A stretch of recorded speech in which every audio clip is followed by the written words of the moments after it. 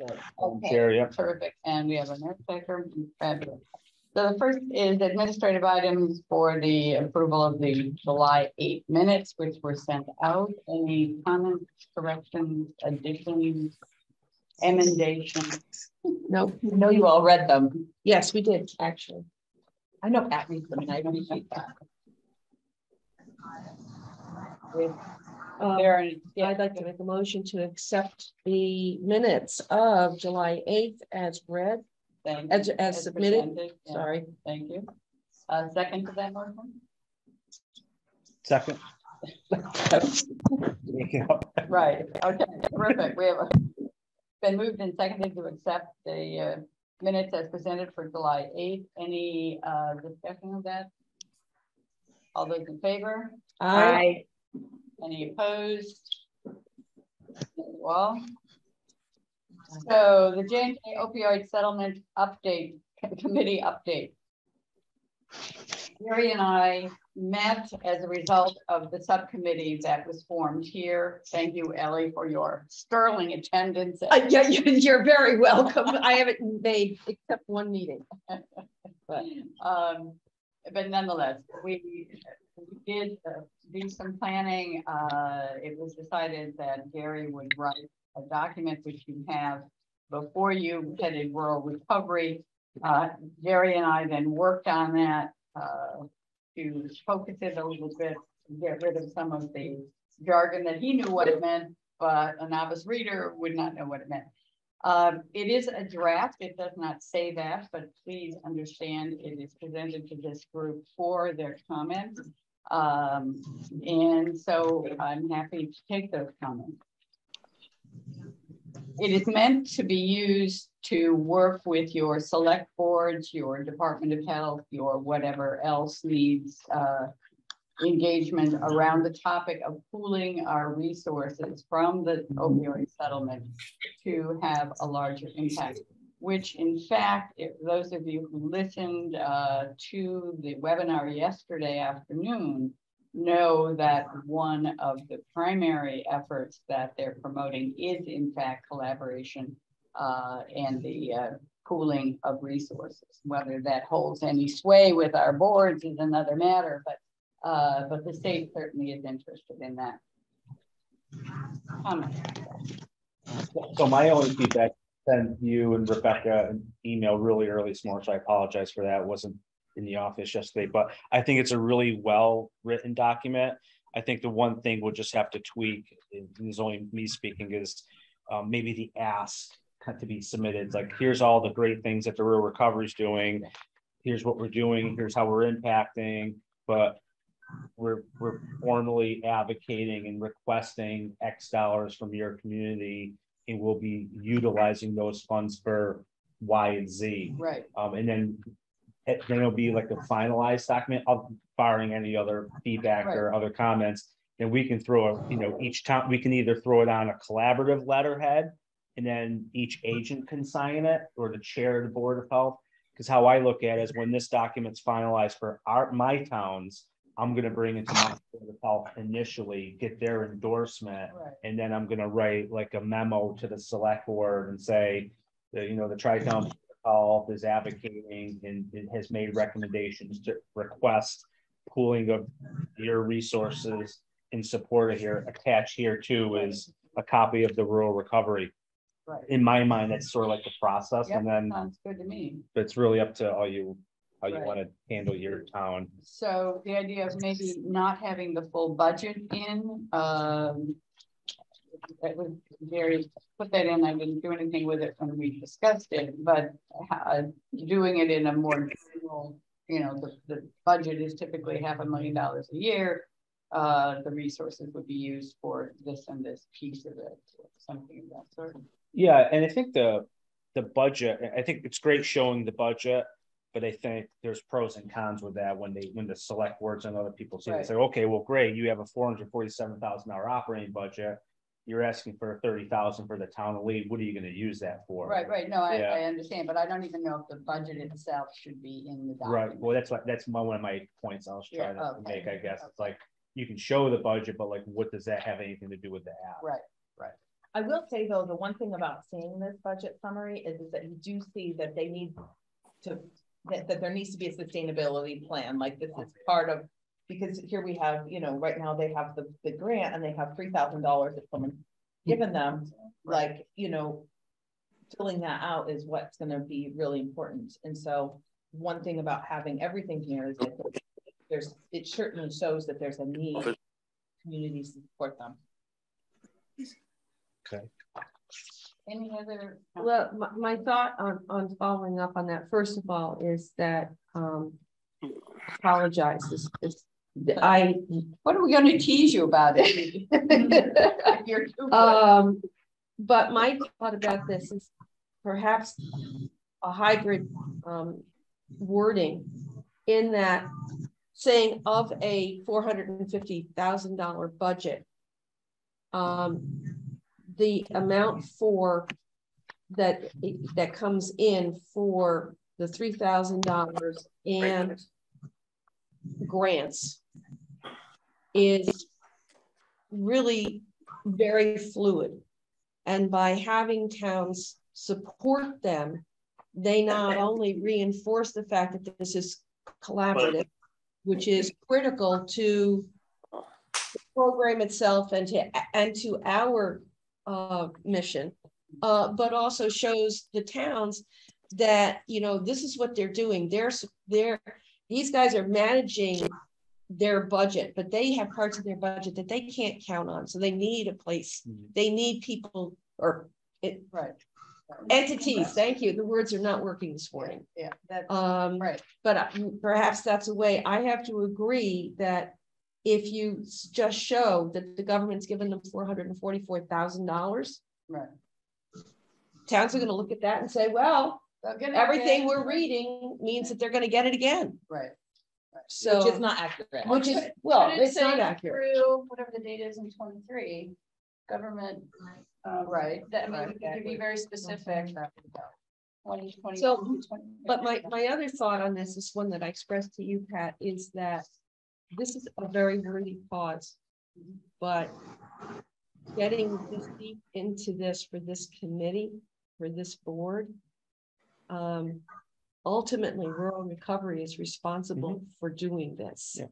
Right. So I'm not going to have any help at all, but I recognize how much help you've given them. So I don't want it to overwhelm you. And maybe if I can show up, that would be good. But it has not been onerous. Okay, great. Okay. No. That was one of my concerns. No. So what I would, are there other comments?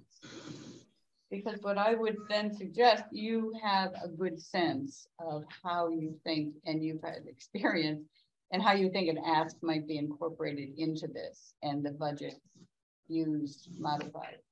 Would you be willing to take the next step in perhaps rearranging some of these components and inserting a draft of what you think is a— Yeah, I think what I'll do is I'll email you, Rebecca and Gary, based on the feedback today, and maybe if we can work on a sustainability piece, right, and then maybe just say, hey, look, you know, let's reconsider the budget piece. Do we want to even put the budget in there? But if you do, we're going to want to explain to people what the impacts, the financial impact would be by town giving you this money.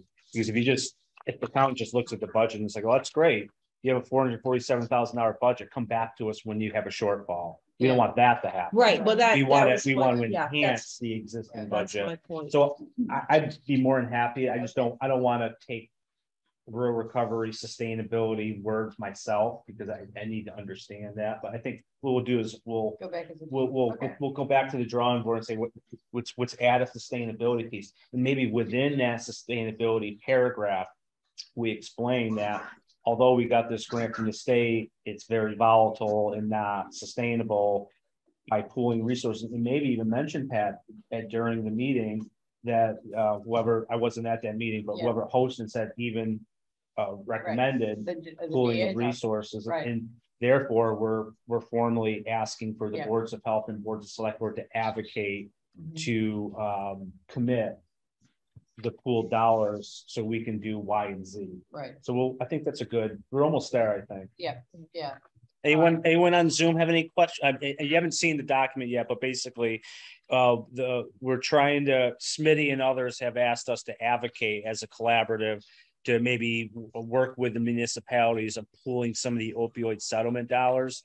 And we met with the town administrators, but what's happening now is through Pat and Rebecca in the group, Rural Recovery is trying to put together like a white paper to explain what their services are in preparation that each board of health can go back to their towns and advocate to see if the select boards would be willing to give those dollars to Rural Recovery to enhance access to the residents with opioid overuse and whatnot. So we're not there yet, but I'll send out at the end of this meeting the document. I just got it this morning, was printing it, so I apologize for not sending it to everyone ahead of time, but I'll send that out for your review and feedback.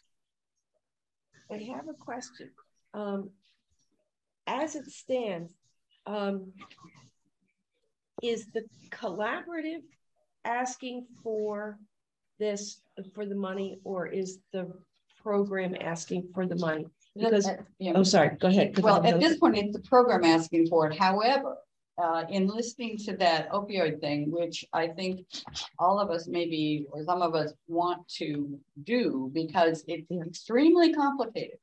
And if these collaboratives were mentioned very specifically as a mechanism to aggregate funds, right, and to take the reporting onus, which is not, as you implied, insignificant, off the shoulders of the towns.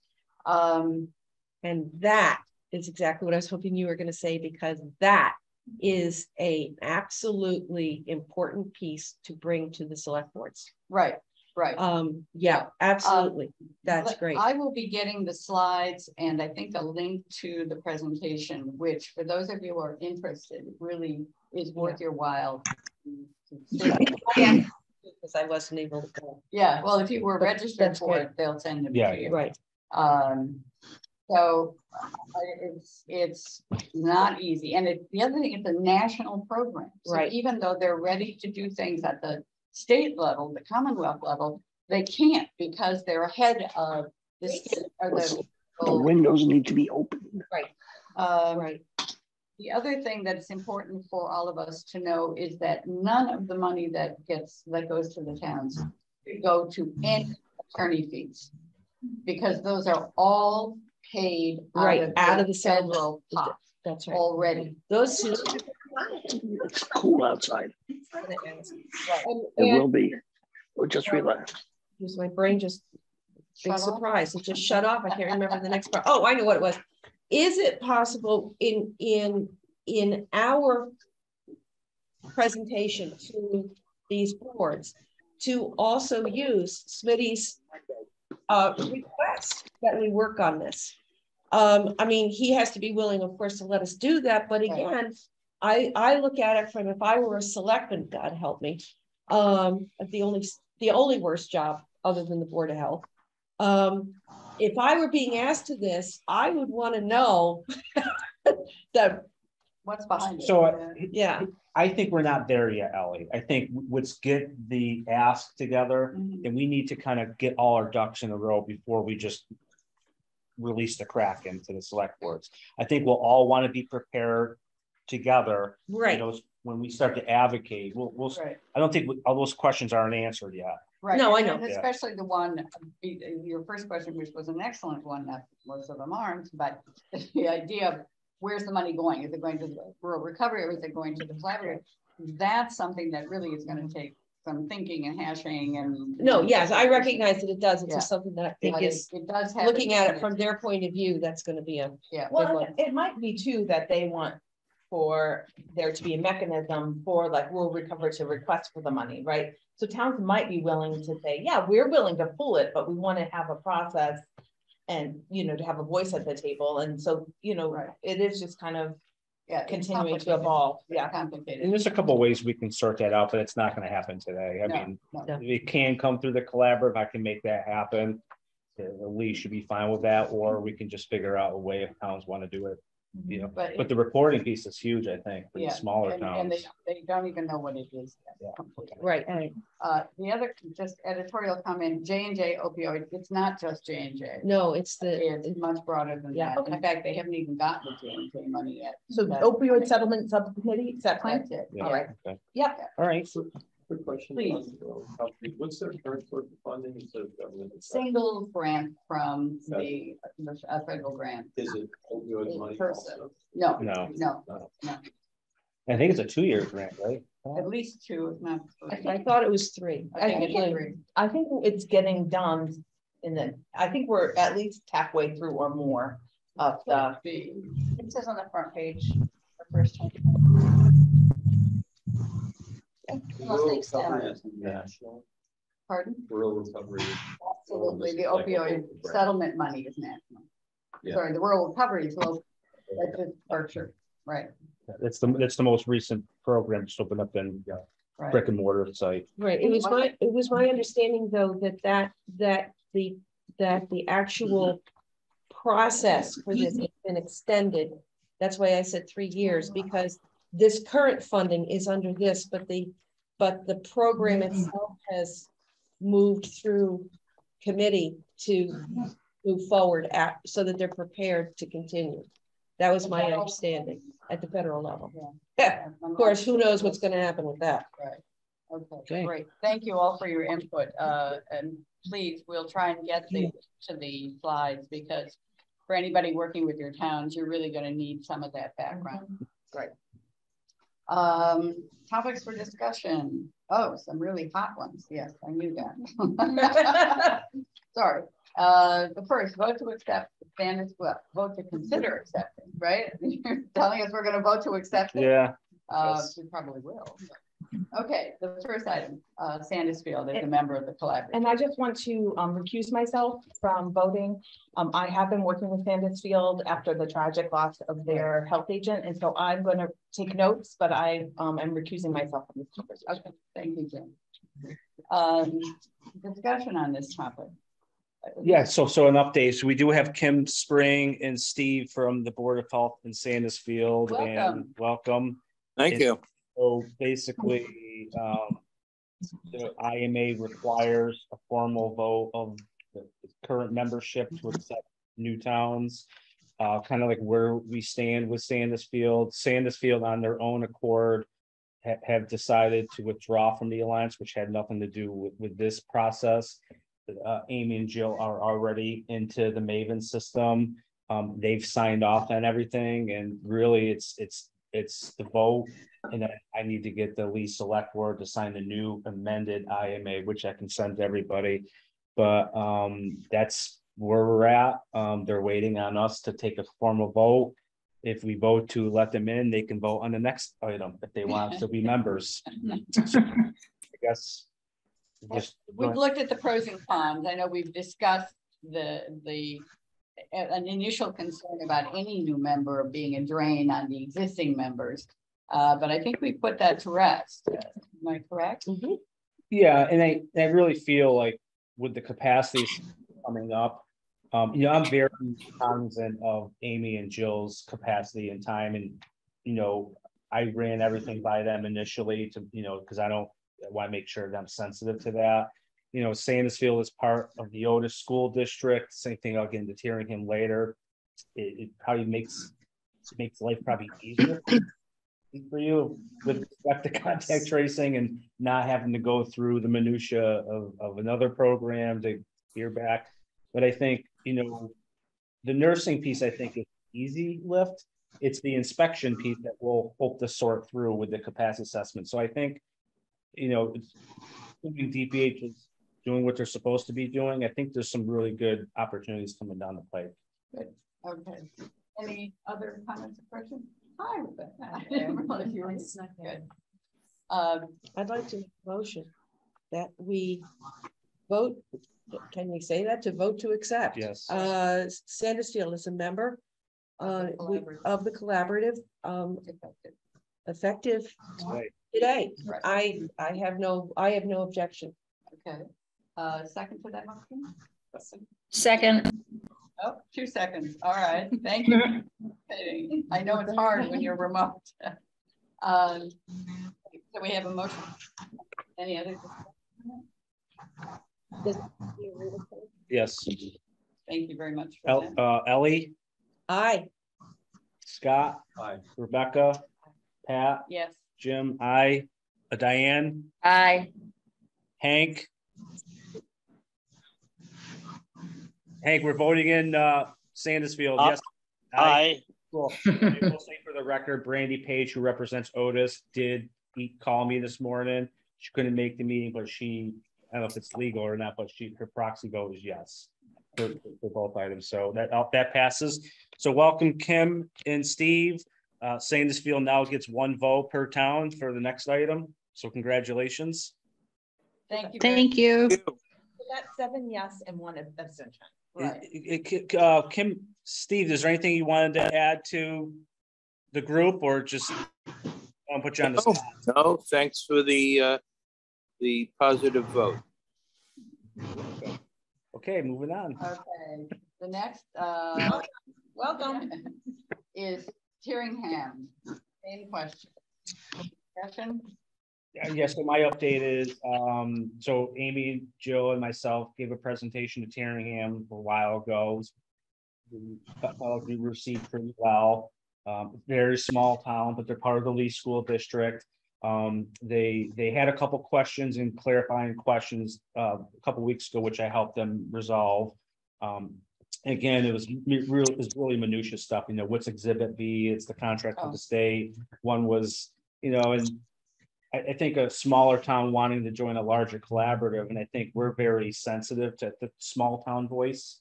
At least I hope we are. You know, they're a very small town. You know, they're concerned that, you know, we're going to set policy on behalf of the town. I'm like, no. It's really, yeah. So Molly, who's the town administrator, is on vacation this week, but I spoke to the chair, Matt Punton, and they gloriously voted to join, barring our vote today, and that's really pending our vote today, and that's basically it. Good. Again, there were issues that we discussed weeks ago on this. I think we have resolved those. And The same conditions apply. right, Yeah. right. So any motion? I'll make the motion to accept Tyringham to the collaborative effective today. A second? Second. Sorry, I'm giving it to Diane. Yeah, give it to Diane. Thank you, guys. Gotta be quick. Okay. There's a motion and a second. Any further discussion on these? No. No. Oh, thank you. A roll call vote. Ellie. Aye. Oh, you just Aye. got it. Aye. Here. Aye. Jim, aye. Kim, you want to be the voting member for Sandusfield? Sure. Diane, Aye. Hank, Aye. same thing with Brandy. Said she's fine with that. So that passed. Thank you, everyone. I don't know that we can count. I don't think so either, but Yeah. you know, we have a majority. Yeah. Okay, first draft articles of incorporation, which should be an exciting document. Right. Yeah, I did not get all the way. yeah. So I think the rationale is, now that the IMAs have been passed, it's not a required document. The Public Health Excellence Grant, DPH doesn't, and I think a lot of people don't do this, but this is something, the articles of incorporation, we had put that together for Tri-Town many years ago. It's really just a summary of the roles, responsibility, mission statement. It's a working, there's a couple things I want to add to this, like grants and stuff like this. It's really just a shortened document where we pull stuff out of the IMA that kind of, you know, officers, you know, we haven't gotten to like term limits yet at some point, but it's really just a working document, and it's really our document that guides us. You know, do we want to do elections? Do we want to do terms? Do we want you know, secretary and stuff like that? So it's just a first of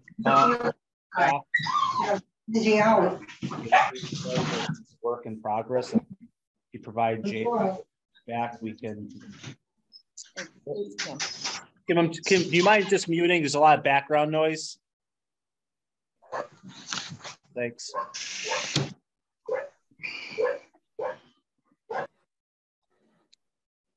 All right, so that's basically where we're at. It's just, Yeah, I suggest we digest it and come back to it if you have questions now. Yeah, and I have a couple things that, because I pulled this together. We had a base document. I looked at our IMA, trying very hard to make sure that it matches, but there's a couple things that I'd like for you guys to specifically think about. Okay. One is, it said the mission vision, which we have. Right. The goal is that is actually highlighted because we don't actually have a goal. So we can either not have a goal in there, or maybe we do want to have a goal. or plural, right? Goals. Goals. You want one goal, multiple goals. And then the responsibilities, there's two different ones. There's other, so section 3, the first ones with the that are indented came from our IMA, and then the ones that are underneath it were some ones that were on the original document that we might want to consider. Okay. So anyway, that's, and I think that I interrupted Scott, but I just wanted to. Yeah, just a question of understanding. So it's basically the IMA and layman's terms, functional terms for us to use. Okay. All right, I have my editorial hat. On the agenda, it says articles of incorporation. On the document, it says articles of organization. Yeah, it should be organization, sorry. Okay. Well, that's Great. Yeah, so when Tri-Town did this, because we're a separate entity of the town, and Diane played part in that. Oh, It was, which document should it be? it should is be it- articles probably of operation or On- probably on organization, this, probably. not Or the agenda. Yeah, Our agenda is wrong. Wrong. Okay. yeah, and because we toyed with like articles as incorporation, but we're not a corporation. We were dealing with bylaws. Bylaws is a weird word because that references town meeting stuff. So we came up with this articles of organization and whatnot. Right. And like our, the IMA is like high level. This is more granular. So if we want to add more processes or clarifications on like grants and things like that, this is our document. Right. We can add whatever we want, as a board that guides us through. Kind of like the regulations. Sort of, this. yeah. I mean, we're not fishing through this 10-page IMA all the time saying whatever. Right. So it's a work in progress. And I'll make sure I send all the documents to the new board members as well for Sandusfield and Terryham. Take a look at. I had two questions. One is, do we need, we reference the goals in responsibilities. All right, develop annual and long-term goals. Mhm. So in order to include that per your comment under Article 3, is this a goal that we could vote on at this point without a lot more thought on it? It seems, or at this point, does this get taken out until we do the other? I want to look at the whole thing. Yeah. Okay. And consider it at another meeting when we had a chance to digest it. That's a good question. Right. How do we deal with the fluid aspect of goals, or is there a hyper goal that everything else Right. falls out? Well, our goal is kind of like our mission. I mean, Yeah. but that was one of my other question was, and this is only because I've gotten into the minutia of this in my own area, is do we have to define the word majority in voting? Because the way this reads right now, it's the majority of voting members shall constitute a quorum. Well, does that mean that they have to be at the meeting? Or can we have absentee ballots? Is that something that we have to, do we have to actually define that? I know from my attorney's questions right now that this is something that's often overlooked. So I think if we send this out in Word form, you guys can send back comments, and I will have all the comments for the next meeting. Does that sound good? Yeah. And I think too, regarding your question, Ellie, because the whole open meeting law things keep going back and forth about remote, hybrid, in person. I will email our TA at the state and say, what can you help us define this? Like, for example, like, can we accept Randy's vote for not attending the meeting? Right. Like, I know if you're gonna do like a hybrid meeting, you have to have a majority in person and the rest hybrid. But I think we'll want to define that a little bit more as time goes on. And also too, like, once this document's approved, we can always go back and make amendments to it later. Right, on. but we're gonna find it useful if we're really clear on our definitions, on Yeah. that sort of thing, because voting's kind of a basic thing. Yeah, yeah. So I want to be clear that we don't get into issues with that, because as a personal note, I think if people say, contact a member and say, this is how I want to vote, we should have a mechanism for them to say, I can't come to the meeting, but I've read this and I agree. Yeah, cool, yeah. I think that's my but that's for the board to decide, but I personally, I think that that's an appropriate thing to do. Who's my other, and I think with the goal, I think everyone should go through it, but if you have ideas on goals, really, it's like it took us a while to sort out the actual missions. It took us a little bit of time, but goals should be to support the high level mission, but again, yeah, so this is a work in progress, I think. Thank you. Did you mean to staple the other page to the end of it? Probably not. I'm Okay. not sure what it is. Go down. Editorial. Oh, no, yeah, well, okay, we can have it though. No, it's on the back.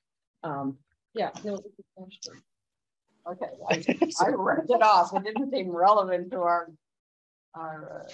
Sort of is though. well. It's not on the agenda. Right, okay.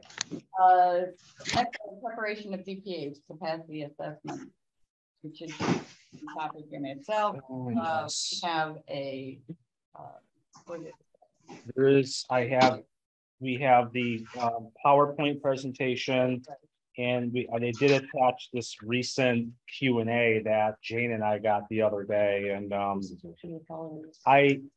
I'll try to take a stab at this, but so basically, we all know that the capacity assessment's coming. And Jane, correct me if I'm deeper into this than I am, but the whole process of the capacity assessment's coming. We don't know exactly what it looks like, but it's intended to focus on every municipality.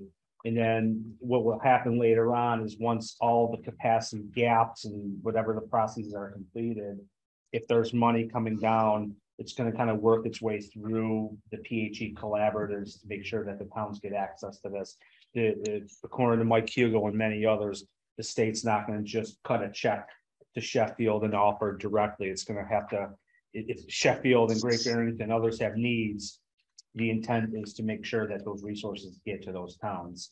And so meet those needs. Meet the needs and whatnot. And so there's a lot of conversation there. We had a monthly call last month, and I actually on the second page where it says how will DPH handle pounds on multiple, that was actually my question, because it seems like the conversation keeps shifting on like what DPH is doing. And so I spoke to the DPH last week, I think, and they're going to talk to Laura. They're going to be calling up the crossover towns. And so it's right now it's my term, it's crossover towns like, Great Barrington, Sheffield, and a couple others that were on our grant and on the Alliance grant. But like the way DPH is looking at it is like, there needs to be some clarity around like how this thing's going to work itself through.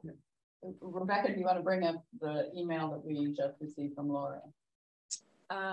Yes, so she sent Scott, Pat, and I an email yesterday, the day before, they remember.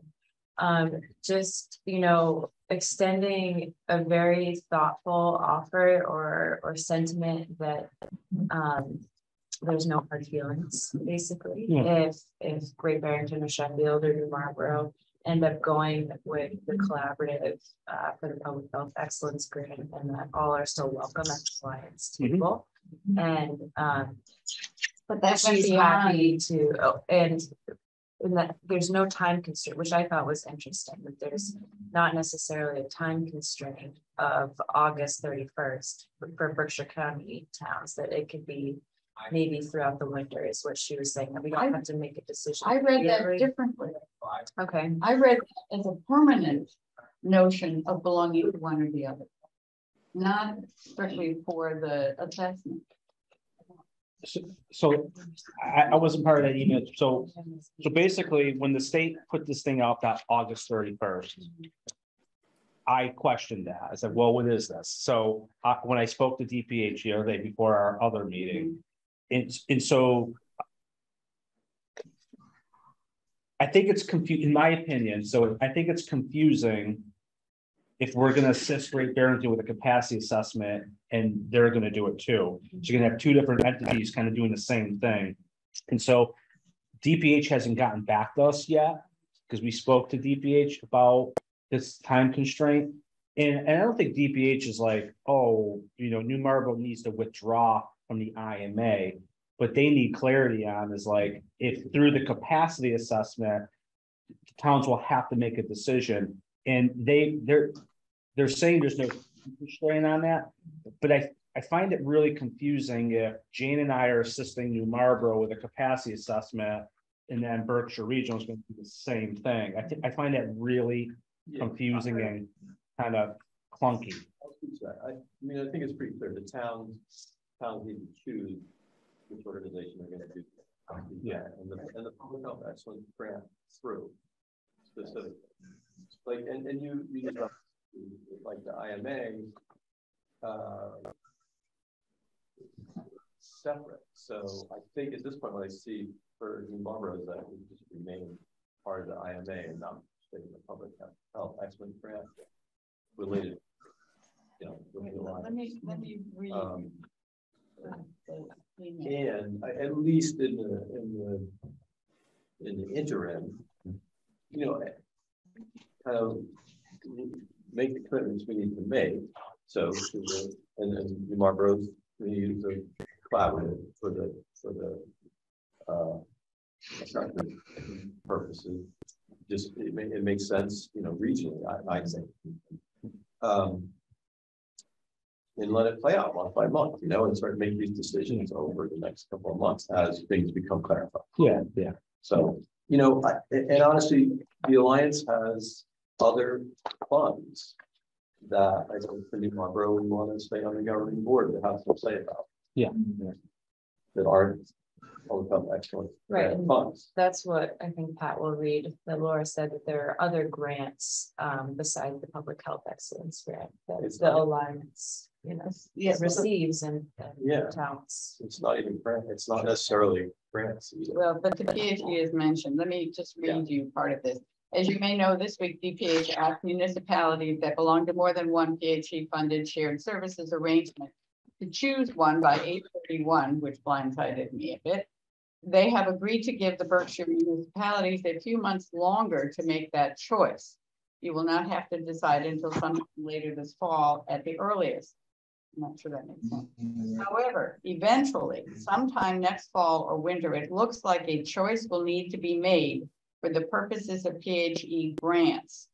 I just want to let you know that regardless of that choice, there will be a place at our municipality and and looking whether we're coming on the board meeting on the 15th. I'm sounding, to me, I still sounded like they're going to look in the long run to have us make a choice for PHE period, not just the grants. I spoke to my contact Antonella regarding this Q&A that came out by 8/31. Right. So I said, like, well, what form are you talking about by 8/31? We're in the second week of August. Now, this is what she said to me, that she spoke to Laura and then she spoke to me, and that it's okay for both programs to be part of the capacity process. But at the end of the capacity, you need to make a decision. I guess where I'm coming from is it sounds, I want this capacity assessment process, whatever it is, it's already going to be comprehensive for all of us. We have to pull like personnel files, and I wanted to make it easy and streamlined for the towns. So we're not duplicating efforts. So DPH is being respectful, saying, well, you don't need to make the decision now, but you need to make the decision later. What I'm asking for is like, we want this to be like an Yeah, easy like process Scott for said, us. We're gonna go with the. It's just too, so if Laura's doing something with New Marlboro and then Jane's doing something Right. with New Marlboro, it's gonna get confusing. That's my only. We're gonna- My point about it is that what you brought, the Marlboro speaks for itself at this point is going with the collaborative for the everything PhD, public health excellence grant. Great, and just remaining as a member of the IMA and the Alliance. Well, you know, one thing that like. Not dealing with any PhD capacity or funds or anything from the Alliance, and that's just not separate, obviously. That would be really helpful. And I think the other thing that might be helpful eventually, like, for instance, we're gonna be talking about the FDA grant today.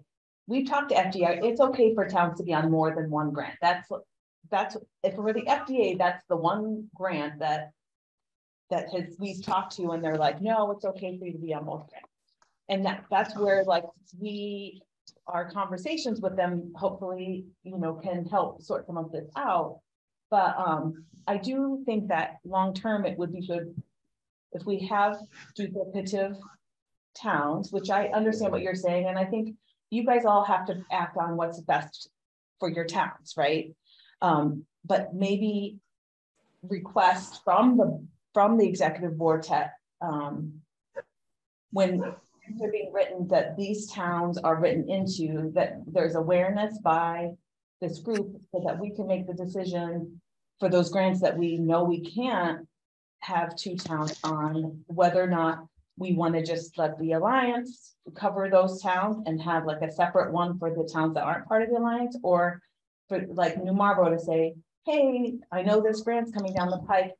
Here's what we want to do. Like either we would like to be part of the Alliance or we want to be part of the collaborative, because we will be seeing more grant opportunities coming down the line. And that's where I just don't want for us to tipping on each other.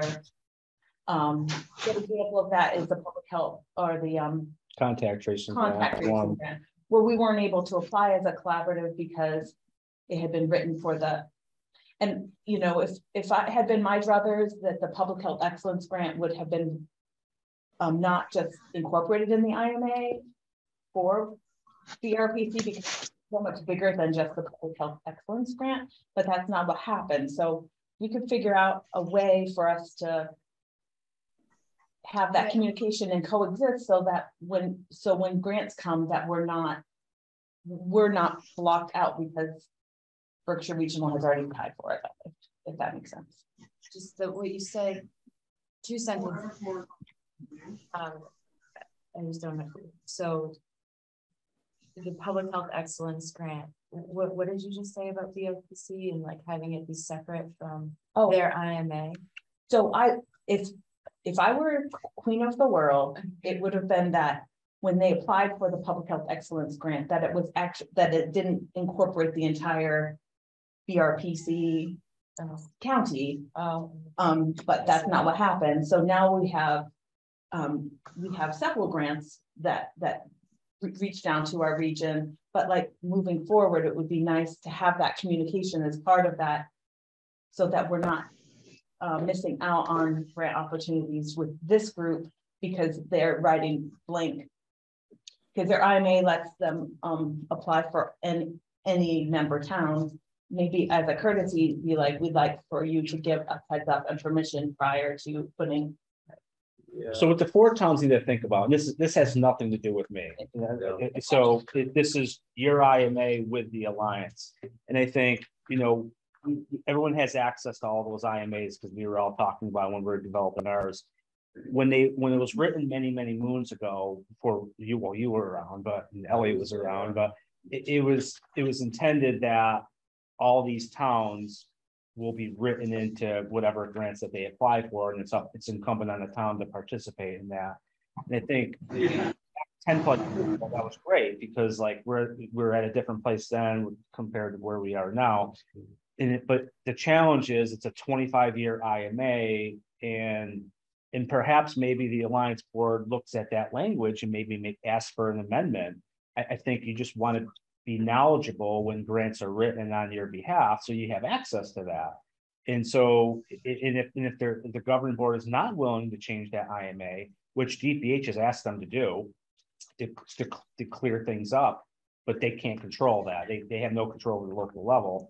It's or towns would just want to think about how you want to clear that up, because you don't want to be writing duplicative grants and then you're not getting access. A perfect example is when the our PHE grant, when it was written, was very specific and very clear. These funds will be going directly to provide services to these towns. Contrary, the Alliance wrote in all the towns, but the PHE funds aren't going to all the towns, and that's where DPH is getting really confused, because they still think, because they're way up here, we're down here, they still think like the crossover towns are 50% of the services through PHE through the Alliance, and that's not really the case. And we're not talking contracted VNA nurse money. That's taxpayer dollars. It's not PHE. And I just think over time, the 3 or 4 towns will want to think about how you want to just navigate that, because we want to be successful. And if we want to write an FDA grant for the collaborative that's going to directly benefit Scott, Rebecca, and Pat and others, we should really think about that. And if it's a county-wide grant that all of us will be beneficial from, we can work together and decide who wants to write that. I'm not going to write a grant on behalf of the county. So I'm my head's blowing up here. All right. So I need, in order to be able to go back to my board, a little bit more of a clear ask. All right. The way Mount Washington left it, we're one of those crossovers. All right. The way Mount Washington left it when we signed on to the collaborative, and I quote exactly what one of the selectmen said: is there any reason why we shouldn't do this? We're not getting anything from anybody else. All right. That kind of encapsulates their impression of what's going on. For us, the stumbling block with the Alliance, and I'll be totally open about this, is the fact that where they're very generous with their terms, it is all pay for service. And our feeling was, and has matured in this, is that if they are getting supported by grants to do this, then we should not have to be paying for these services, and certainly not at the level that towns are being asked to pay for it. All right. So that is kind of where my board is at the moment, where our select board, I believe, is, if you can get them to remember that far back, because God knows they have so much else going on, that's where we stand. So what I need to know for us as a crossover town is really, I'm not comfortable with somebody sending in an email, oh, well, you have until, because I want the guy who says you have until to put that in writing and say you have until, because I've gotten caught on this so many times that somebody, well, we thought it was going to be August 31st, but we had an extension. Well, as it turned out, nobody wrote an extension. So that wasn't, so I don't want to dive too deep, but this is what the state told me. Like, they called me up as a courtesy last week. He said, we're going to call Laura up, let her know that we're going to be calling all the individual towns. Then this document came out by 8/31, which is a formal document, by the way. Right. Then I had another call. I'm like, what is this document? Actually, somebody sent an email, Jane. And then she called me up a couple days ago before our other meeting. And she's like, well, DPH understands. So it's not officially an extension. It's well, just, that sticks with me. Everybody talks unofficially, and I'm not saying that your information was not correct, but what I have been finding, much to my distress lately, is that a lot of things that the state says don't hold. And when they get called on it, the sucking sound at your back is incredibly loud. So I'm just letting everybody know I'm nervous. To kind of move on, to kind of close this conversation for now, it would be, Jane sent out an email to the 4 towns. If your board is okay with for now, making clarification for the capacity process. We'll forward that to Laura and the state once it's approved, if it is. If it doesn't get approved, that's fine. If it does, it creates clarity now for now. Then your 4 crossover towns can sort your other business out Yeah. later Yeah, on. this is a very, I think this is a very specific thing. It's on the agenda for my board Yeah. next week. Yeah. It's your board meeting. When? When? That's up for debate yet. It's either gonna be 5:30 or 4:30, but it Okay. turned out Mine's 5:30 tonight. And it's not, this is not Friday night. So weird. Yeah, Oh my God. Until I go insane on Friday night. But ours is, but this is not on, this is not up for discussion, all right? Well, the reason I'm asking is Michael's on vacation this week, so I haven't had a chance to just like pick up the phone and call him to see what he wants to do, although I kind of have a feeling. So we're just gonna meet next Thursday, talk about this as a board. Again, probably we're all on the same page with just going with the Southern Berkshire Public Health Collaborative for the Public Health Excellence grant, but because Laura extended that email, I don't know if I copied everyone on it, but I asked her to come to our Board of Health meeting to just talk about how that division of resources will go moving forward. I think the board would find that helpful. I know I would. So hopefully it doesn't conflict with your meeting. All right, well, let me know when that one is, maybe. It's 6:30. It'll be after. But will Laura be there? Yes, well, she said she could. 6:30 Thursday. next Thursday. Ah, I see you. Yeah. Okay. All right. I would go, but I have a Lee PCB dump meeting that's Okay. needs my attention. Everyone wants to go. Okay. Question. So New Marlboro voted this week to, the ISAC be part of the collaborative in terms of the PHE assessment stuff. One more question related to grant stuff. It's a little broader, but so what do you see? You talk about the alliance, but what about BCBOHA and how grants there that they apply for? I mean, works with the collaborative. It's a good question, Scott. I don't have the answer because I'm not very active with BCBOHA, but I've always, for someone that's been on this, I was on that board a long time ago with Ellie and stuff. I was part of the original group. I always viewed BCBOHA as a total separate entity of the alliance. Yep. But I know they're both under Berkshire Regional, and that's a question you have to ask Laura because I don't know enough about how the alliance functions with BCBOHA. But I will tell you, like BCBOHA should represent the entire county. Yeah. And as I spoke to you and Rebecca many moons ago before PHE, I actually requested a full onslaught of a BCBOHA meeting to get every single board of health at the table before we wrote the PHE grant, and it never happened. It was the alliance that met. And so I'm always confused with the differentiation between the two. I was on the board when they made that call. And what they made that call was basically to merge BCBOHA with the alliance. So you should ask Laura that because I think I always see it as like, there's like the superintendent's group, right? My question is, there are grants that BCBOHA applies for, and from what I understand, it has to do more with broad emergency preparedness, homeland security type stuff. And I appreciate the fact that's done there. Are there conflicts on grants that you we as a collaborative, or you as the people sort of doing the nuts and bolts, run into any conflicts there? Well, if we were able to meet and do some of Or the are high they level mostly stuff. on different?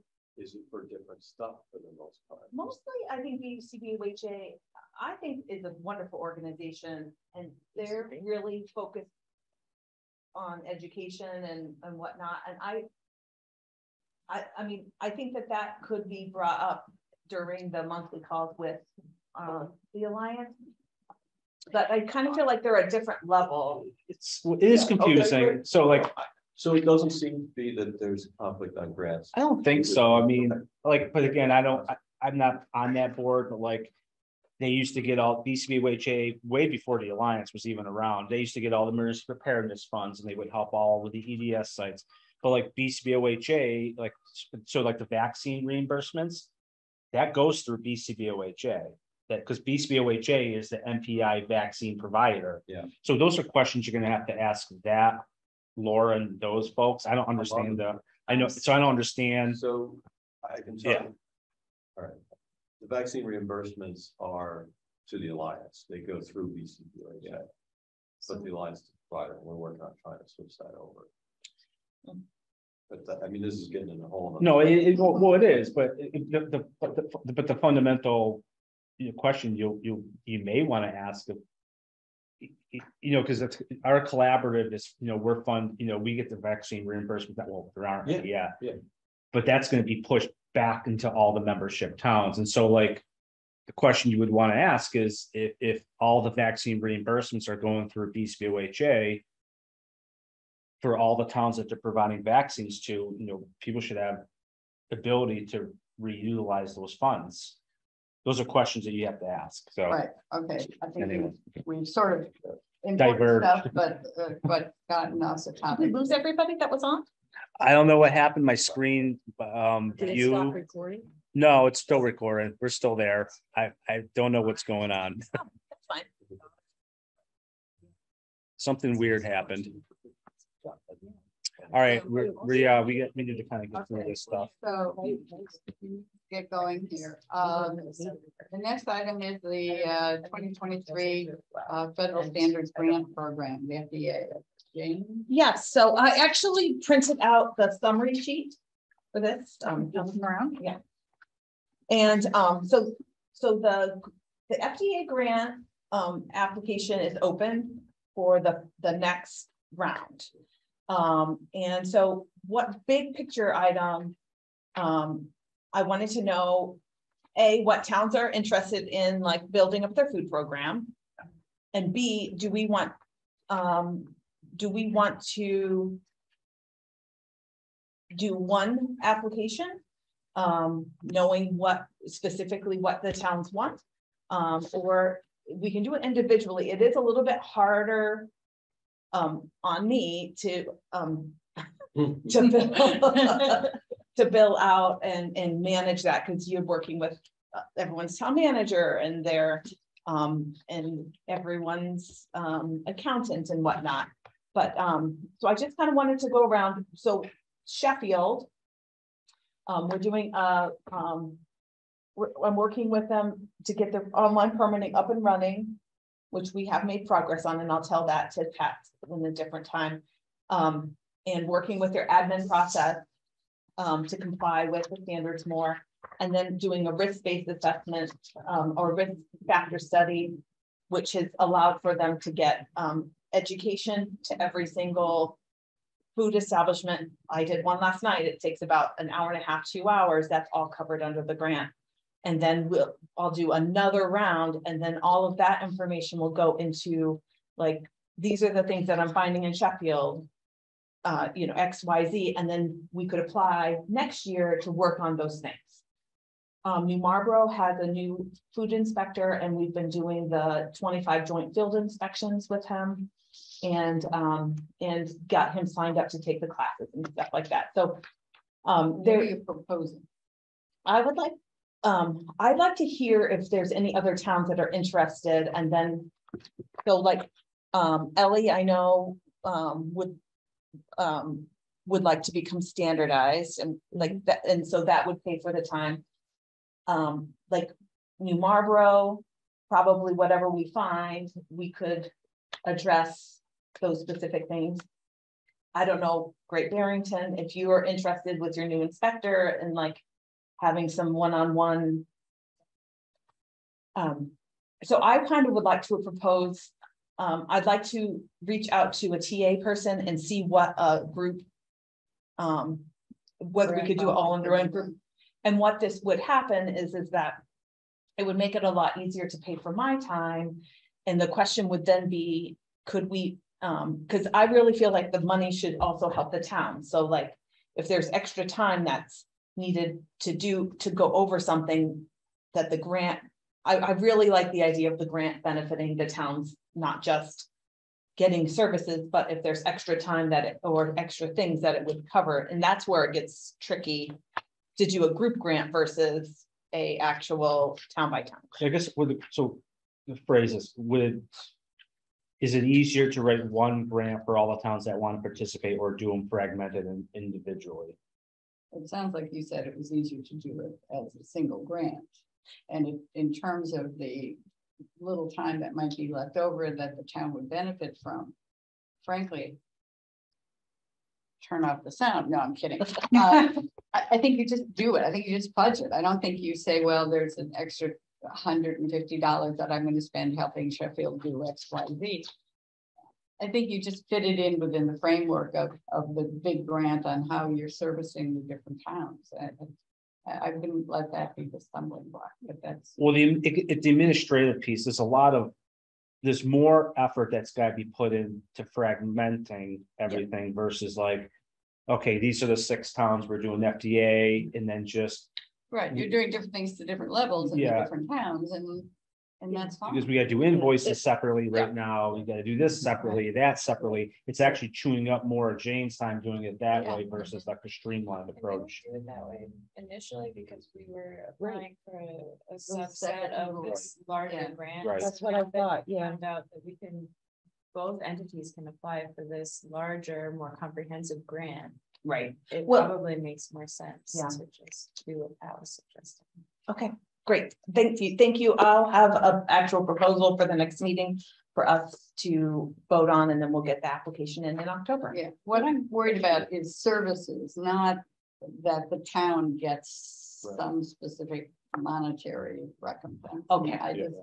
It's that we're getting done what needs to be done, and that's the important thing. Well, like in New Marlboro, if I may speak on behalf of New Marlboro, I think it was really helpful because the time that Jordan spent doing the inspections was able to come out of the grant because they don't have a robust a budget for inspections. Right. And so that's where that benefited. But Sheffield, I have money to work with the admin person, but probably there's no admin person. Right.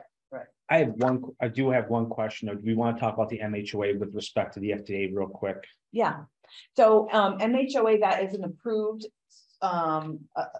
expense. So the FDA grant can go towards travel, hotel, and registration for MHOA. The caveat is that if you want to use this, that you have to take the food. The majority of the mostly food. So I do need to get by the end of this month to get not the early bird, but the early bird pricing. Right. So I would like to get some clarification on who actually wants to go, and we will start the process. So from my perspective, here's what I need for those that want to go to MHOA, funded through whatever. I need people to register. So when you register for the full conference, just submit check payment, print that out and get it to me so we can process that. Second piece is, the hotel piece, you'll have to pay for the hotel because the hotel doesn't take checks, it's credit card. But whatever you get for hotel accommodations, get a receipt at the end, and then we can send out the reimbursements. But I would like to process that check by like the end of the month because we're holding off because although we register for the early bird, they need the money.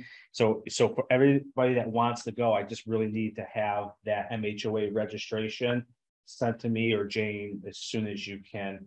And I will tell you, I just registered the other day. The hotel discount rates are filling fast. So it's a discounted cost. It's like $170 a night. I'm going Wednesday through Friday. I'm not going Tuesday, but the option's still there for you to do that. If you're going to figure that out, I would do it kind of quickly going up. So is there anyone, Pat's definitely interested, Ellie's definitely interested, or gonna do that. I won't say interested, going to do that.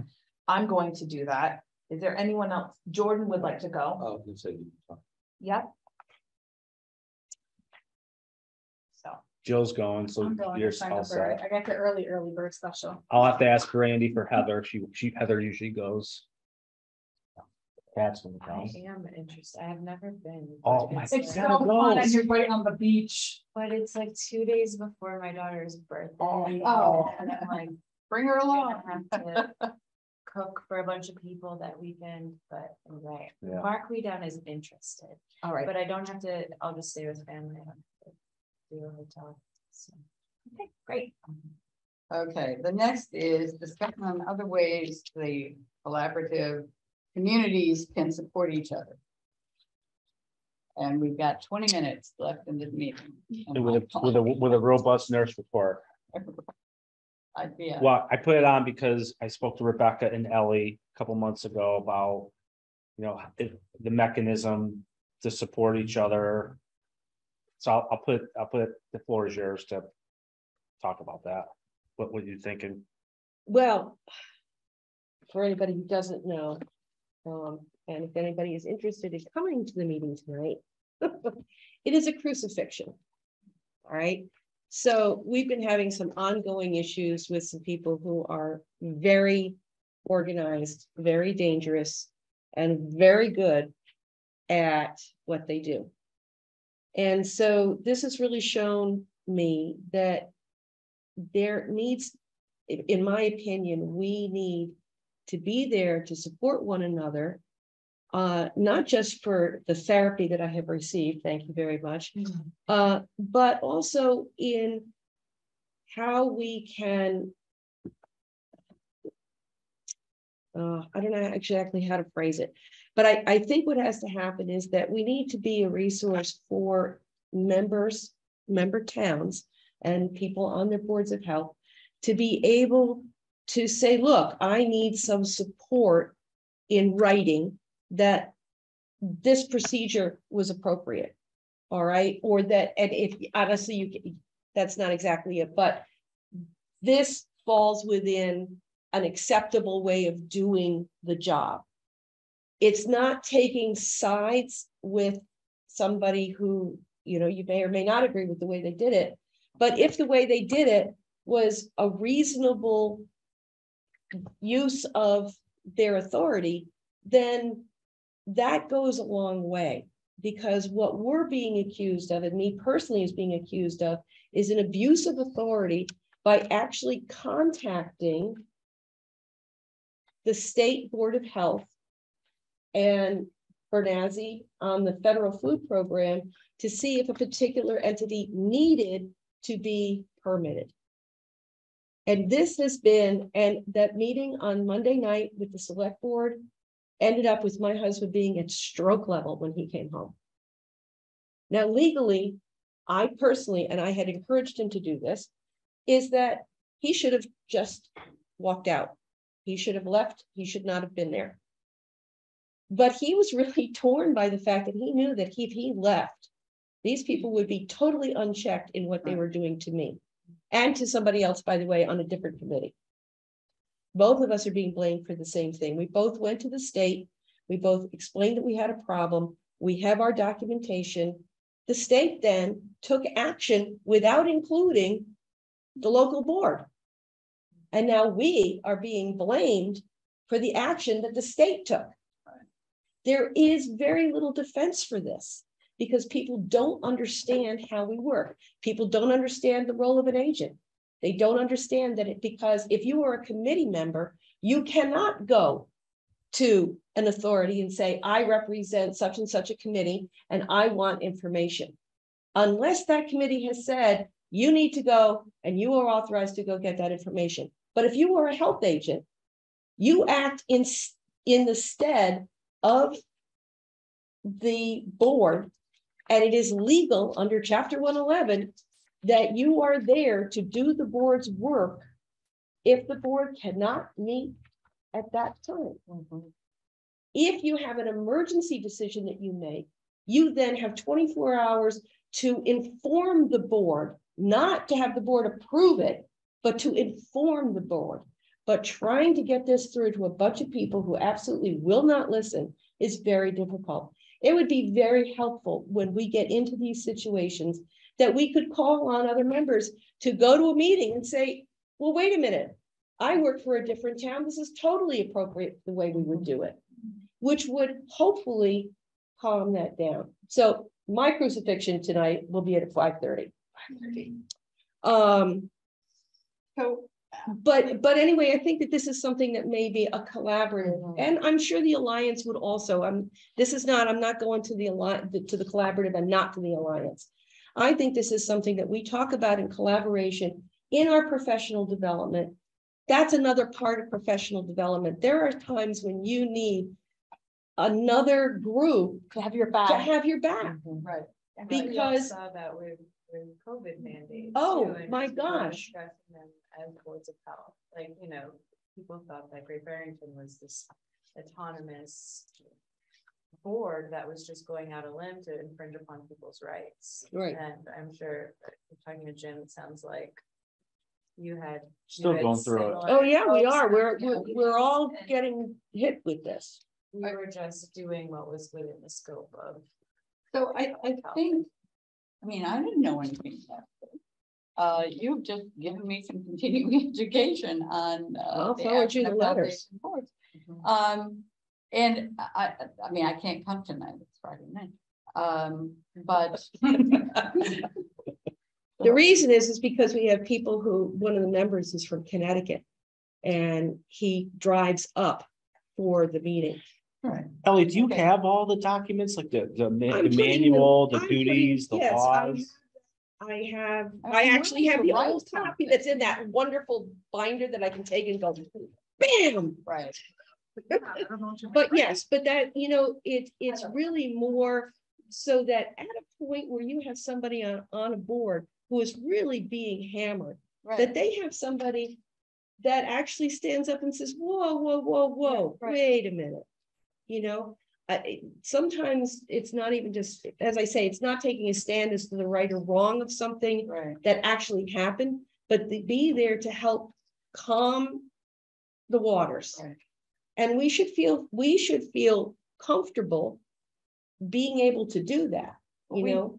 We need to be informed. I mean, you need to say, look, here's my problem. If you can, the meeting is X time. I mean, Right, well, I can't do that according to the person who's filing this complaint, who is a board member.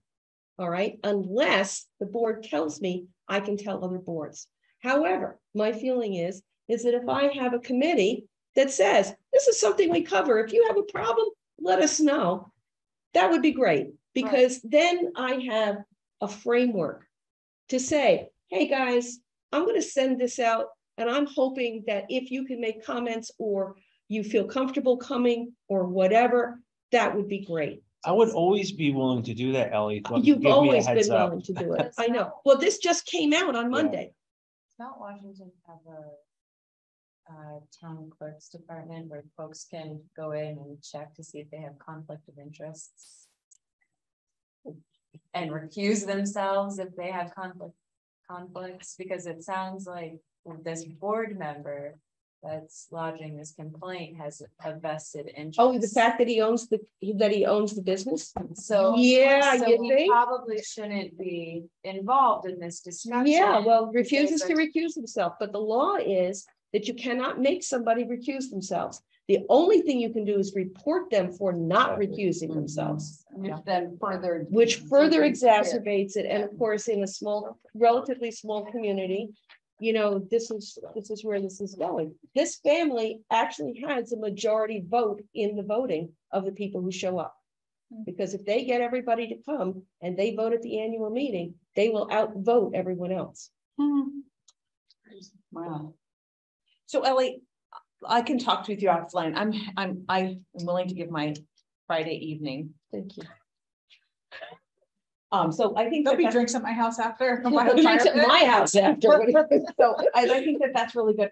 I think there's, I want to make sure that we get like high level other ways we can support ourselves within the time. Right, frame. and that's really, I think the board, it would be great if the board would consider a more or less official way that members can come and talk about this. I was not comfortable giving this out to everybody until I knew that this was something, because I don't want to put other people in a bad position either. In our articles of whatever they are, as one of the responsibilities, it seems to me that one of them might be mutual support. that we explicitly state that it is part of our work to be sure that our colleagues are respected, that we provide education with them, to them, they to us, that we are in a community that requires collaboration and support. I have more ideas, but I'll bring them up next month. But for now, let's try to get the support you need. Right, that's great. Well, the plan tonight is that the board, the remaining member of the board, what I have done is I said, I notified the board that this meets the threshold for an executive session, and I will not submit myself to a public meeting on this tonight because I have a right to counsel and I have a right to prepare something, and it will not be discussed at the meeting. So the other two board members are fine with that and support that. Now, whether or not they will withstand having 16 people show up and scream at them the same way they did at the meeting on Monday, I don't know. My plan is, just so that everybody knows, is that if they show up and they don't leave peacefully and allow the board to go ahead with the agenda, because this is not on the agenda, and then I will simply leave. I know that Jim will call for closure of the meeting and he will leave. But if the other remaining two members, one of whom is one of the complainants, wish to then carry on, they're going to find it a little difficult to do that if they don't have my notes for the rest of the agenda. So that's the plan. So this is really looking forward to our September meeting. But in the meantime, if people are comfortable, I'm happy to send out everything to everybody. I'm happy to send this out. If you feel that you can write a letter to the select board and to the Board of Health in support, that would be terrific, because I have a feeling that a lot of the people who literally, said, oh, well, we support them because they're being abused. What they don't understand, of course, is the fact that if they don't have the proper permits in place and somebody gets sick from the product that they sell, they then have no support. At least if they have the proper licensing, they have the proper everything, then they at least get to go to court and say, look, we filed everything, we're following procedure, we've had no complaints against us. But they don't see that portion. They only see somebody coming in and shaking their finger at them.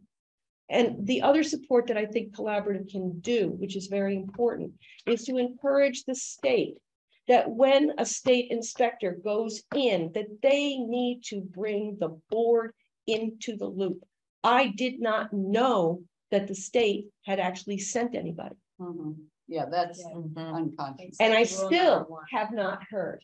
Well, part of the problem with the state with this particular issue is that they have a broken system. So they're like, this is what you have to do. You have to take a class, but we're not going to provide the class. So anyway.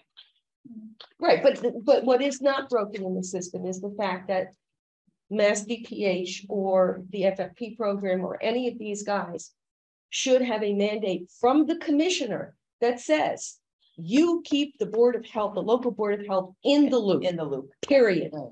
And had they done that, and I'm thinking that I have an email to verify this that predates all of their complaints, is to say, had I known that you were going, not only would I have been there, but I would have had an opportunity to say to these people beforehand, look, I've had to find out about this. They may come and inspect. If they do, call me because I want to be here to support you. That would have totally diffused this. And what this is looking at right now is my job. And Jim being fired as chair. To me, regardless of the circumstances, that is absolutely unconscionable. And because it really completely goes back to the malfeasance of the state by not keeping us in the loop. And I claim that that is malfeasance because it is very clear in the mandate that the State Board of Health is there to support local municipal boards of health. So Ellie, whatever you feel appropriate in sharing in that. I'm happy to do it. Thank you. And I appreciate this specific thing, but I would love to see this part of our. Right. And I think we have a way of doing that. Thank you so much. Appreciate that. I'm sorry for all of that. Nursing, sorry, it's gonna be a little faster than you anticipated. Yeah, I would say status quo. Is there anything else that we wanted to talk about on the support? Because it wasn't just Ellie. I think it was. I think we had a quick conversation and you and I were like, this is something we should bring back to the collaborative. Not just this specific issue, but Right, just a in general, conversation. And I like Pat's idea of putting it into responsibilities. Great, perfect. Thank you so much. Anyway, go. Yeah, so, right, status quo on our ongoing projects, the emergency safety inspections and installation, the flu clinic planning for fall, mask and test kit distribution. There was an email that I included our collaborative members on yesterday. They went out to schools on a couple other emerging communicable disease topics. Our intern Maureen Murphy gave an excellent presentation yesterday to the overall DPH intern program regarding the project. I ended up asking her to do was to investigate whether and what it would look like and what are the pros and cons and benefits to establishing an online at-home positive test reporting system for our subregion. I haven't received it in hand yet, but just kind of the overall couple of highlights that I would mention are administratively, it's much easier and less demanding to implement something like this than I imagined. As far as the benefits, most towns and municipalities that are doing this are using it primarily as a tool. Obviously, it's not true surveillance because it's ad hoc. It's whoever hears about it, decides to send in their info, but it does give some information because most of the sites are asking about symptoms. So it's giving an idea of current presentation in our county. The HIPAA question really wasn't a big issue because the sites aren't really asking for any of that personal information. It's anonymous. Although some do have, if you'd like to receive more information, you're welcome to share your email address or phone number. But a true benefit was actually an ability to sort of directly, in a way that we're no longer doing through Maven, reach back to someone who's taken the trouble to put in that they've got a positive test.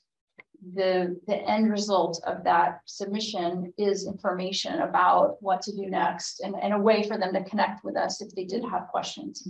A major constraint that Maureen hypothesized for our area would be, and that has been seen in other areas, but especially she imagined for our area with a higher proportion of seniors, would be that it's harder to get people to use the technology, go online and do it, to even hear about it, because a lot of the towns where it took off was through social media. We're already engaged at a level in a way with the town health department and the Board of Health to be able to get that out there. So, when I get the actual report from her, I'll share that with everybody if you're interested, and then we can just think about whether we want to do this or not. Amy, how much longer do we have Maureen for? 0. She's done. She's done. Yeah, She did a great job. Now, would it be appropriate for the rest of the committee to, based on your reports of her performance, to put that in her portfolio from the collaborative? Sure. Because it would seem to me that for her going forward, not just her immediate supervisor, but for the board, she's. Yeah. Actually, I thought about including everybody, but I wanted to give you a chance to weigh in if you wanted to yourselves. But I did write her sort of a little, congratulations letter on what she's done, and I think invite her to reach back if she needs recommendations. But I think we could certainly maybe come up with. I could draft something if you want as a group. Just a I think it would be great. Work, our appreciation of it, and and that we totally right. I mean, it really does help. And then we could also offer a position for chairing some committee somewhere. Well, I would probably put a thank you letter together from the collaborative and have Pat and Rebecca sign it as chair and vice chair, so that can go in her personnel file and use it for her future use. Absolutely. I've always done that with all my interns, give them something at the end. Okay, maybe you finish since you have a be more than happy. I can. She is doing a 5-year undergrad Masters of Public Health program in Northeastern. So she is just now entering her 1 year of her MPH program. She just graduated. So, and I also asked her for feedback. Of course, we haven't had an intern. It was fully remote. We're already a fairly remote team. This was challenging in a lot of ways, but I felt like she really did a good job. And of course, also the state internship program had been more or less on hiatus for a couple of years. So I'm sure they're gathering all information that will work well too. Right. But I can guarantee from a personnel point of view and somebody who reviewed these, a letter that has all of the signatures And the towns go a long way. That goes a long way, because then it's not just because they don't know us. Right. So we'll craft something up for the next meeting, have everyone sign it. I have one question about the statistics here. Would it be possible for you to pull out the foodborne illness totals? It should be in there. Well, all right, so we have a report for that, because I think for the program, for our food program, if we start, we haven't had statistics like this collected, but this is a very strong evidence chain as to why we need to beef up inspections and all of that stuff. Well, I'll let Amy and Jill respond, but there are foodborne illness reportables in here. No, I know. Yeah. I know. Well, I'm seeing that. I'm just saying, can you gather them to make it easier? I initially planned to do foodborne, tick-borne, others. The problem is there's significant overlap. There is, right. Waterborne and respiratory sometimes, so it does become really tricky. Yeah. I think. Well, this is very valuable to show that the inspectors know, or the common culprits are gonna pop out. But I'm thinking of going back to my board.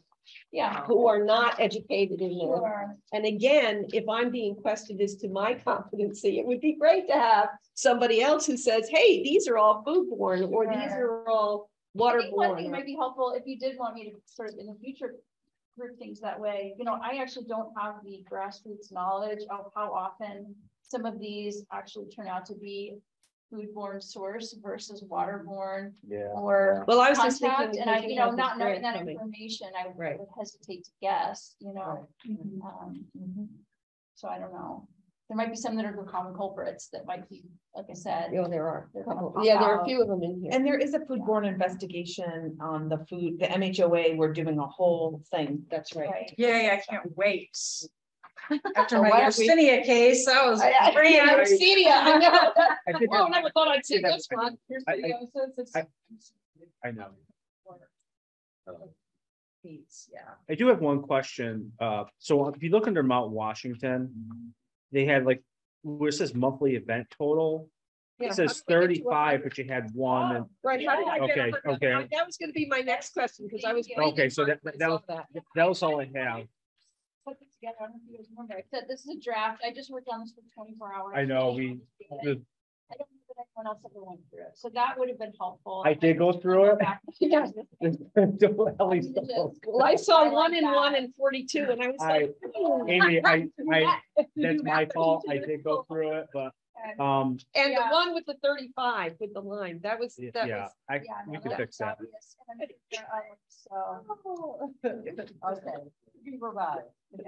It is the answer to the universe. My last statement regarding Ellie's point about the foodborne with the FDA stuff, I will tell you that Tri-Town is upgrading to the most recent permanized system. I am paying out of pocket for an FDA standardized risk-based assessment report. So other towns should think about that. Right. Right. Okay. But this was enormously pocket. Well, not me personally. Okay, this was enormously helpful, but I couldn't use, when I saw the totals, I was like, okay, they will be burning something else at the door. Your numbers are accurate on the totals. Oh, It's going to the new version for that. yeah. So they're upgrading. There's the old version and going to the new version. And we, out of the FDA grant, we're paying to get what's called a risk-based assessment. So it's going to pull out and say, okay, you guys need to you need to focus on hand washing, and actually ice machines is like huge, not for them. Software, part of the But organized. it's part of what they paid to upgrade to. under the new permitized. But with our budgets, we're not gonna be able to afford that. No, FDA pays for it. Yeah. Okay, For this I'm time. sorry, but I absolutely have to go or I'm gonna get Yeah. kicked out of my own house. Because, never mind. Thank you very much. We look forward to that, insurance report. Community partnership updates, anything, anybody wants to share? So the NACHO is doing there's a call for grants for opioid reduction of opioid deaths. I'm gonna look at it, but I think I'm not sure that we have the capacity, but I just wanted to mention that. I think through Tri-Town, the prevention needs assessment, so we're gonna be involved in, right? Is that okay for me to? We're looking at becoming, helping with the prevention needs assessment, which gives us really good data of what's going on. So that's exciting. And then the governor vetoed the standards. Did you guys see that? He didn't veto, No. he wasn't vetoed. Oh, I'm sorry. Yeah. He didn't, he signed it back. He didn't sign it and he sent it back with comments. And some thresholds, and we're happy to send that out, but so that's still in flux, not the money part, the money is still coming, but to have minimum standards, there's some more discussion, and actually there's some things that need to be tweaked. You know what the comments were? Well, I could tell you if we have, Yeah. I mean, but Yeah, it's, maybe I'll, after I'll the meeting. send everything to you. Right, okay. I'm sorry, citizen speak time? Oh, Don't can I be just public. add one more thing Yeah. about our sort of a newer partner was the Southern Berkshire Ambulance Squad. Yes, We had a right, signing which was meeting great, last yeah. time. Yeah, so just to say, nothing has happened yet. Isaiah's offered his sort of volunteer support in any of our community flu clinics, for example, and they are planning, they do have a grant from the Berkshire Taconic Foundation to provide a series of blood pressure clinics. They have decided their first one's going to be in Monterey. As it happens, we have had 0 attendance at our Monterey blood pressure clinics the past 3 months. So, and they wanted to do it in conjunction with us. So just to say that that's sort of on the table, and it involves obviously further discussion with the Council on Aging and figuring out something that's going to make sense. But if that does take off as something they want to do over I don't even know what their time frame is. I think the money's just sitting there. They've already received it, but that might be something that we bring. Maybe do even like, let's say a town like New Marlboro that hasn't been having a blood pressure clinic, maybe as a one-off one, because they would bring, their ambulance rig, and, maybe it would sort of be something that, Prudence wanted to do that for COA. I don't know, but we might sort of look at it as one-off potential things to build maybe interest in doing that further. Okay, we have no citizens to speak, so we can skip that one. There is the Sheffield Fair, the Smash with Stigma, and MIJ Conference. Those are all dates we should know about. The next meeting date, September 9, combination in person and remote again. Rebecca, we're good with will we still good meeting here on those dates? I have to check for September. I don't know if that I actually blocked off the room, so I'll do that, but Okay. I'm fine with still meeting. Thank you. Just to make sure it's available. Great. All right, anything else? Well, I've just passed something out, but if you need to go, I was wondering if you could look at your town and think of any additional ways that we could get information out for each town. So I went through and added as much as I could. So if you have a way that you distribute information in your town, could you please get it to me so that we can add it on there? Good. Motion to adjourn. So Mo- Thank you. Second, Jim. All right. All those in favor? Aye. Great. Thank you. thank you, everybody.